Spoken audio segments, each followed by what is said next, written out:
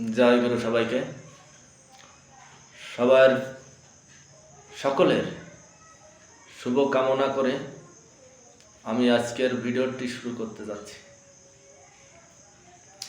তো বিশেষ করে আলোচনা আমি তুলে ধরব এই পশ্চিমবাংলার বাইরে বিভিন্ন স্টেটে যত বাঙালি আছেন, এই আমাদের বাঙালিদের যে একটা কৃষ্টি কালচার, সেটা কিন্তু আমাদের লুপ্ত হতে চলেছে। যেহেতু আমাদের সেই সংস্কার সংস্কৃতি থেকে আমরা বঞ্চিত হতে চলেছি, আমাদের ভাষার থেকেও আমরা বঞ্চিত হতে চলেছি। তাই বাঙালি কৃষ্টি কালচারকে এবং শিষ্টাচারকে ধরে রাখার জন্যে আমি আজও সঙ্গীত করি। হয় না জানি, তারপরেও চেষ্টা করি। সঙ্গীত জগৎটা একটা মহাসমুদ্রের মতো। চাতক পাখি যতটুকু ঠোঁটে করে জল উঠাতে পারে, তাতে কিন্তু সমুদ্রের কোনো রকম কোনো কিছু মনে হয় না।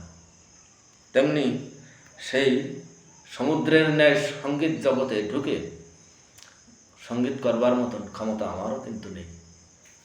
তবুও আমি চেষ্টা করি, তুলে ধরি, যেহেতু আমি বাঙালি সেই জন্যে। তো আজকে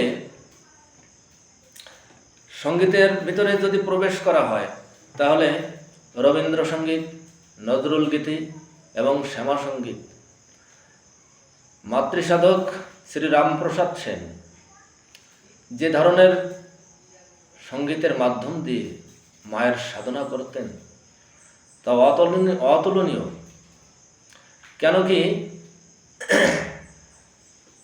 বাঙালির ভিতরে এমন ধরনের সাধক জন্মেছিলেন যে স্বয়ং ব্রহ্মময়ী মাকে নিজের কর্মের দ্বারা উনি ওনার বেড়া বাঁধিয়েছিলেন, নিজে হাতে খাওয়িয়েছিলেন। এহেন সাধক আজ আমাদের বাঙালি মায়ের গর্ভে জন্মেছিলেন। সত্যি মনটা গৌরবে বড় ভরে ওঠে।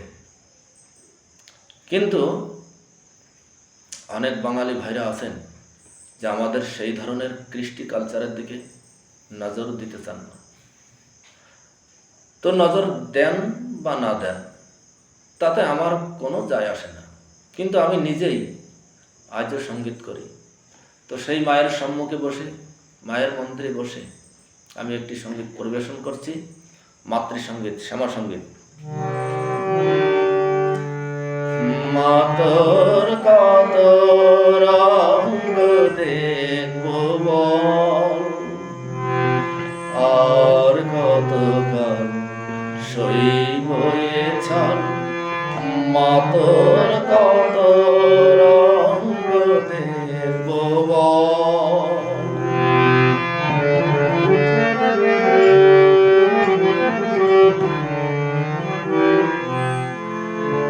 কারে তুই ভীষ্মা ফেলে, কারে আমার নিষ্মা কোলে। কারে তুই ভীষ্মা ফেলে, কারে আমার নিষ্মা তুলে। এই খেলা তোলা ভবের খেলা, সবই কি তোর দয়ার ফল। খেলা তোলা ভবের খেলা, সবই কি তোর দয়ার ফল। মাতর কত রঙ্গ দেখব বল।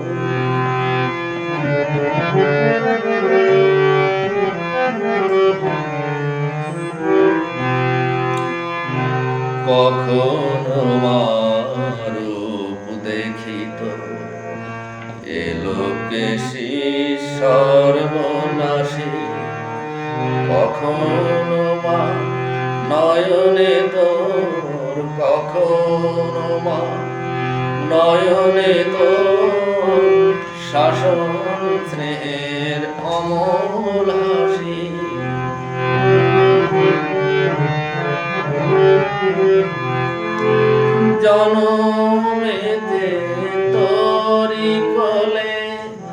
মরণেতেও নিষ্মকলে জনমেতে তোরি কোলে, মরণেতেও নিষ্মকলে মায়ের কোলে ঘুমায় ছেলে।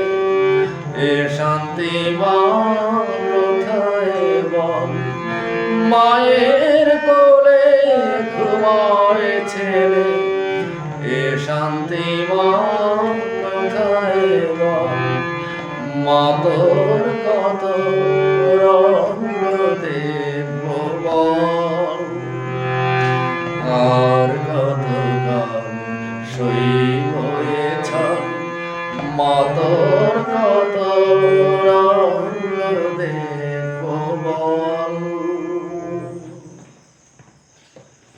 জয় গুরু জানিয়ে আমি আমার সঙ্গীতটি এখানেই সমাপ্ত করলাম। আপনারা সকলে ভালো থাকুন, সুন্দর থাকুন, সুস্থ থাকুন।